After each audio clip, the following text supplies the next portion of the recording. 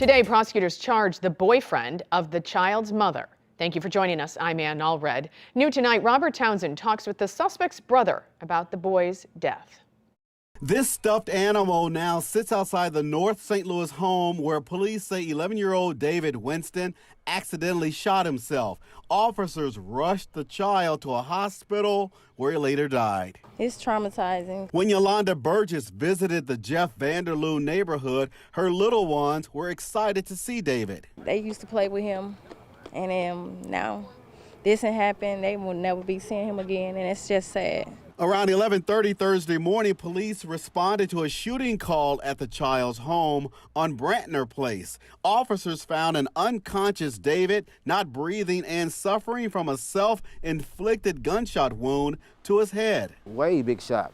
I can't even explain it, man. It's an innocent kid. The two men I talked to tell me the little boy found the gun upstairs in his mother's bedroom closet. They tell me it was inside her purse and it was covered at the time. Prosecutors charged Tracy Smith with a felony count of endangering the welfare of a child and stealing a firearm. They say Smith was dating the boy's mother and did not have the gun locked up. Smith's brother says the suspect moved in with Winston, his three older siblings, and mom 9 months ago. Smith's brother asked us to not show his face. The little boy went around searching for the gun and found it. A probable cause statement reveals police later discovered the gun was reported stolen out of Bridgeton. Smith admitted he bought it from a man on the street.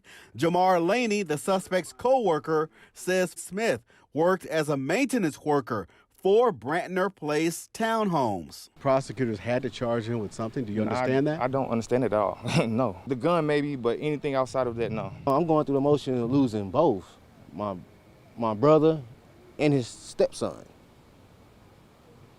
That's real heartbreaking. Robert Townsend, 5 on your side. The suspect's brother tells 5 on your side the 4 children were home alone at the time of the shooting, but police have not confirmed that with us. Smith remains in jail without bond.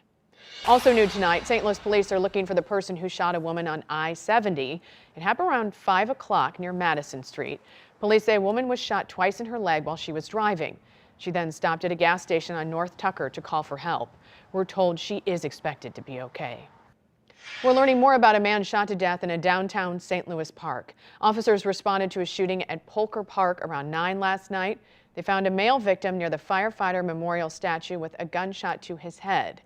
Police have not released his name and no suspects have been identified.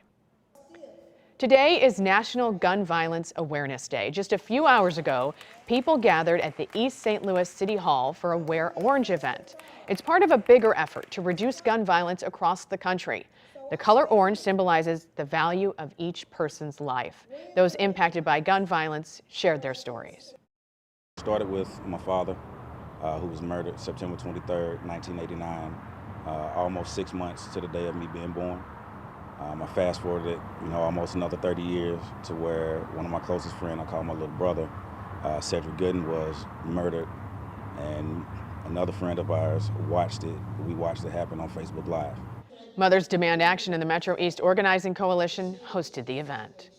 New tonight, the chair of the city's jail oversight board says the group is being blocked from doing its job. Now the chair is calling on the jail commissioner to step down. 5 on your side's Brent Solomon joins us live from the St. Louis Justice Center with what he's uncovered. Well, the head of the jail oversight committee says they were excited to be a part of this effort that the mayor created once she got into office. Well, since that time, the chair tells me they've been unable to consistently get into the jail to investigate complaints. Inhumane, yeah. Subhuman conditions, sure, yeah. Janice Mensah takes the role of chair of the city's detention facility oversight board seriously. That's why Mensah is taking note of the complaints. I'm hearing that people are being denied daily showers, being kept in confinement for upwards of 23 hours. I'm hearing that people aren't having proper access to working phones so that they can call their family members, contact their lawyers. At least 6 people died at the jail last year. It's why Mensah wants to get inside the facility. I've been allowed 2 tours, and I've been blocked for 5 tours, and that's over 300 days. I was actually pushed out of the unit once someone who was detained started talking to me about the horrible conditions.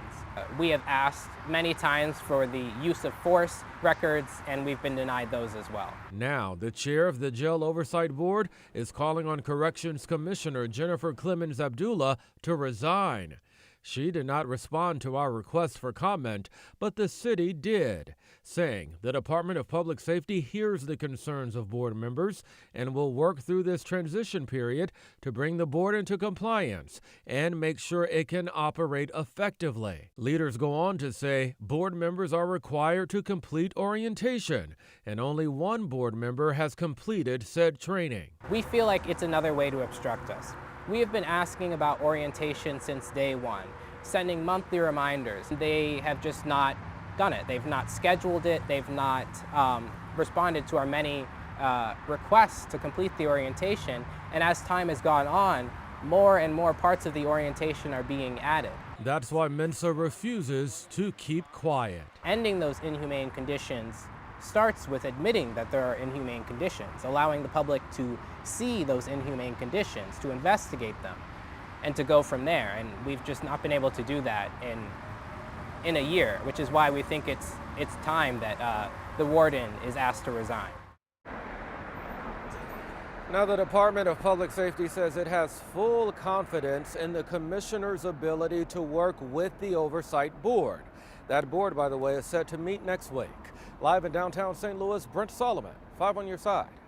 Tonight, an emotional tribute for a beloved East St. Louis teacher whose life was tragically cut short. Friends, co-workers, and even students of 25-year-old Demario May gathered this evening for a balloon release. They held red and white balloons, which signify the color of May's fraternity. The beloved James Avant elementary school teacher died Tuesday after a motorcycle crash in East St. Louis. Loved ones say he made a huge impact on the kids he worked with. It's shaping up to be a hot summer as temperatures will reach the upper 90s this weekend. Many families are trying to find ways to beat the heat. But one Metro East couple tells 5 on your side they haven't had a working air conditioner in 2 years. Dawn Coffin says she complained to her property manager several times, adding that maintenance is responsible for AC repairs according to her lease. Oh, he'll call you back. He's not in the office. So he's pushing us off. It's hot, it's muggy, and he just got out of the hospital not too long ago, so I'm worried about him. It's just something needs to be done. The manager says they are working on getting them into another unit and would contact the cooling company as soon as possible. If you are experiencing heat trouble or in need of support, reach out to cooldownstlouis.org.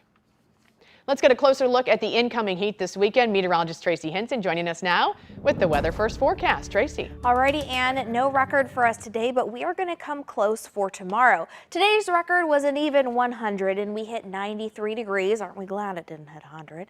The low was 71. On average, it is cooler than this and feels much nicer at 82 and 64. Now, as far as rainfall goes, we're quite behind at 4.5 inches behind what we were at last year. Now, as far as temperatures go tonight, it's still very warm. It's 10 o'clock at night and it's 81 degrees out there. Winds are out of the east-southeast at just over 5 miles per hour, and our humidity is at 41%. It always does jump up a bit overnight for us. Now, tonight we will have a few stray clouds out there, and temperatures will drop down to around 68 degrees for some of our outlying areas, to around 70 degrees if you're closer into the city. Winds will be light, and our sunset was just at about an hour and a half, 2.5 hours ago. All right, for tomorrow, 96 degrees, though. We will have a few clouds that'll come close to a record for us. Ann. It is a race weekend in St. Louis. The Enjoy Illinois 300 rolled into town this week, and the big race is on Sunday. Today, NASCAR fans attended a pre-race rally at the McDonald's on North 24th Street in East St. Louis. Drivers Bubba Wallace and Tyler Reddick stopped by with their iconic cars. Bubba Wallace talked about the growing support from fans in the bi-state. Just having fans from all demographics out enjoying and cheering on their favorite drivers is special for the community and special for the sport. You know, we're continuing to change the face and change the name, and coming here and being in this market and tapping into diversity is important. Fans were able to pose for photos and get signed autographs from both Wallace and Reddick. Here's the Enjoy Illinois 300 schedule for tomorrow. On Saturday, gates open at 7 a.m., followed by the NASCAR Craftsman Truck Series at noon, Jackie Joyner Kersey 5K, and then concerts featuring Flo Rida and Tim Duggar. Right now on KSK.com, you can find details of Sunday's schedule.